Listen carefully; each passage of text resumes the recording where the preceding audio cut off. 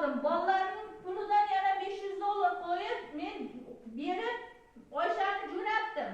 Uyingning yarim to'lovini men qilganman, lekin uyni men senga olib beraman deb o'zingning nomingga olgansan uyda. Keyin o'shaning yarim to'lovini men qildim. Uyingga bilasanmi, o'sha Jizzaxdagi uyga 2 yil turib itday xizmatini qildim. Hamma yoqni tozalab, men tayyorlab, bu botib yotuvdi. Mening 2 yillik xizmatim qayerga ketdi? O'sha qayerga ketdi meni 1,5 ming to'lovimni qayerga uchirtiryapsan?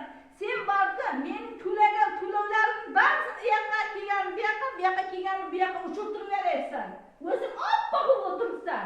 Sen qanaqa noinsofsan? Hech narsani tan olmaysan. Sen qanaqa erkaksan? Bo'lmasa meni uchastkalarim qayerga ketdi? Meni bolalarim o'sha paytda men katta pul olar edim.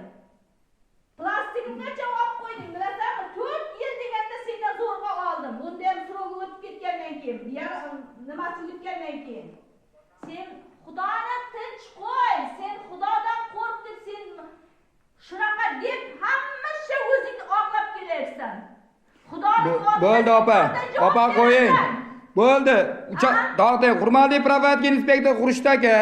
Mana Yangiyo'l Toshkent viloyati Yangiyo'l tumani provokatsiya inspektor Surxondaryoga bordi. Shu fuqaroni murojaat bo'yicha men chiqqanimdan keyin mana surishtiruvga olib boryapti. Yuzlashtirish uchun bu fuqaroni yuzlashtira olmadi.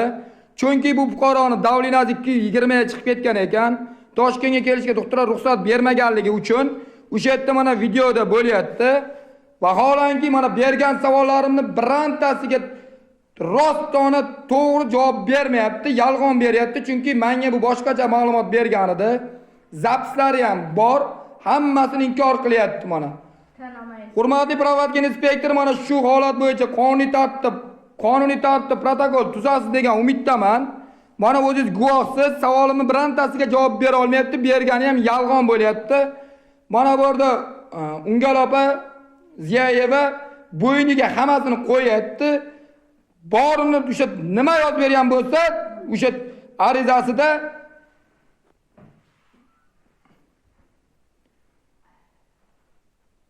arizasida nima yozib bergan bo'lsa, hammasini mana bu yerda ham aytayapti.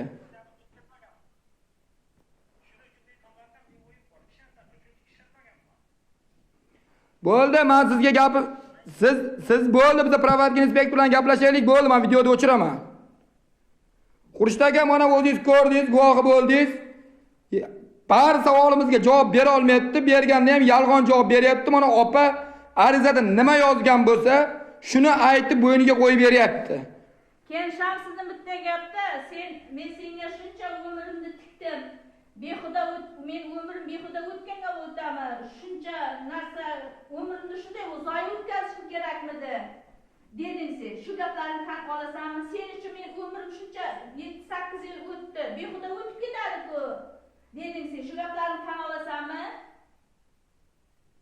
Umringni 8 yilini o'tganini. Keyin meni ko'chada topib olgan axlat xotiningga o'xshatganingni ham tan olasanmi, loqil? Shikolovni tan ol. Ko'chadagi axlatdagi xotiningga o'xshatib meni bor yo'g'imni talaganingni. Shuni tan olasanmi? Kamerani yoqing, kamerani. Men sizni bo'ldi, eshitib bo'ldim. Provokatsiya inspektori bilan gaplashib olay. Kamerani yoqing, bo'ldi.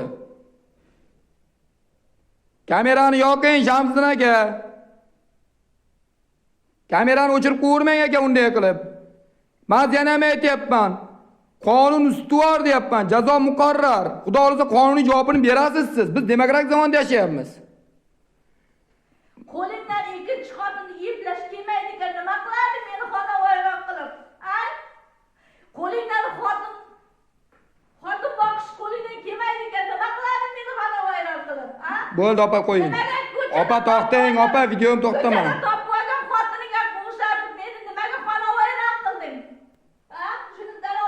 Bo'ldi, to'xtang, provokatsiya inspektor bilan gaplashay. Men opa, iltimos. Bo'ldi. Pulimni qoldirmay tushirib olib ketding sen, noinsof. Bir zum pulim qolmadi. Sen bo'kadan nimaga ketding, meni haydab yubording deysan. Sen aytding-a, bu uyni men qurdim deding. Sen bu uyga loyiq emassan deding. Sen ketaver Surxondaryoga deding.